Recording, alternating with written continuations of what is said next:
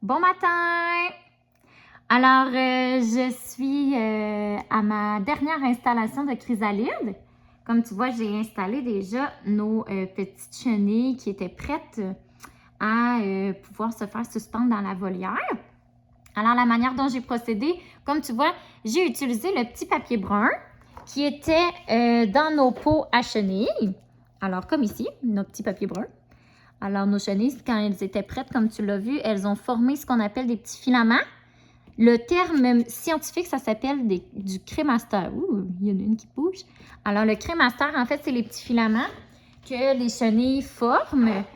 Elles le forment grâce à elles ont ce pouvoir-là, en fait. C'est comme un liquide épais qui est à l'intérieur de leur glande. Puis, grâce à ça, quand elles l'extirpent par leur filière, comme l'araignée, ben, quand c'est mis au contact de l'air, le petit liquide devient comme figé. Puis c'est ça qui fait comme la petite toile qu'on voit. Puis c'est grâce à ça qu'elle peut se suspendre. Ensuite de ça, bien sûr, se forme notre magnifique chrysalide un peu plus complète qu'on voit ici. Et on observe vraiment là les détails de la chenille. Donc, j'en ai gardé une ici. Oups.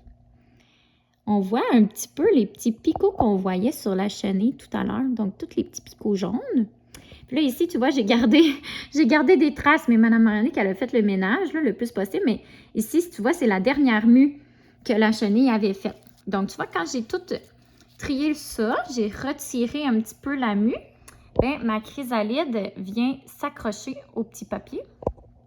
Puis, elle se suspend super bien toute seule, donc elle tient toute seule, comme tu vois. Alors, ça se forme par elle-même.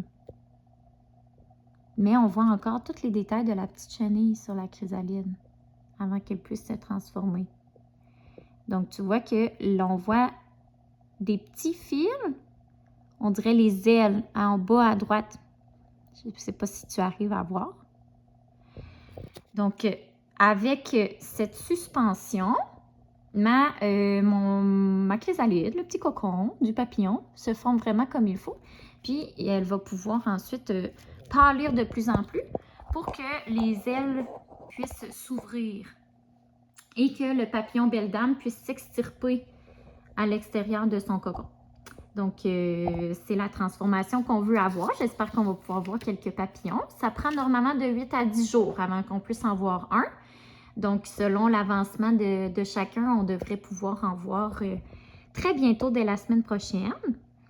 Puis, pourquoi est-ce que la coquille n'est pas toute la même couleur?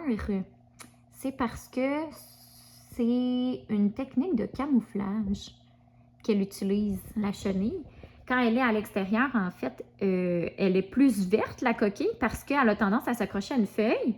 Donc, ça lui permet de se camoufler puis de se protéger des oiseaux ou peu importe les intempéries qu'il peut avoir dans la nature. Puis là, ben, ici, vu qu'on est dans la classe, elle a comme un petit effet un peu plus verdâtre, brunâtre que verdâtre.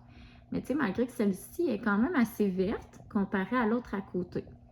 C'est vraiment intéressant, hein? On voit que celle-ci là, est vraiment bien camouflée. Elle est dans la même teinte. Puis, elle n'aurait sûrement pas eu la même teinte si elle avait été à l'extérieur. Donc, ça lui permet de se protéger pour pouvoir bien se développer. Évidemment, il y a moins de danger ici dans la classe. Mis à part peut-être les chocs ou les chutes. Donc, c'est pour ça qu'il va falloir être super délicat quand on vient observer à la volière. Parce que si la coquille de ma chenille tombe, ça pourrait quand même l'endommager. C'est assez solide. C'est en fait de kératine. La kératine, on a ça, nous, sur nos ongles, par exemple. Donc, si tu touches un petit peu à tes ongles, c'est la même texture un petit peu qu'on a. Fait que c'est une protection qui est assez solide de l'extérieur, mais qui pourrait quand même l'endommager si elle tombe là, brusquement. Donc, il faut quand même être bien délicat. Alors voilà, c'est ce qui conclut nos petites informations. J'espère que tu as aimé que je puisse te partager mon petit processus et que tu as pu observer comme il faut. Alors, on va continuer notre petit projet et j'ai bien hâte de voir les papillons avec toi. Alors, à bientôt!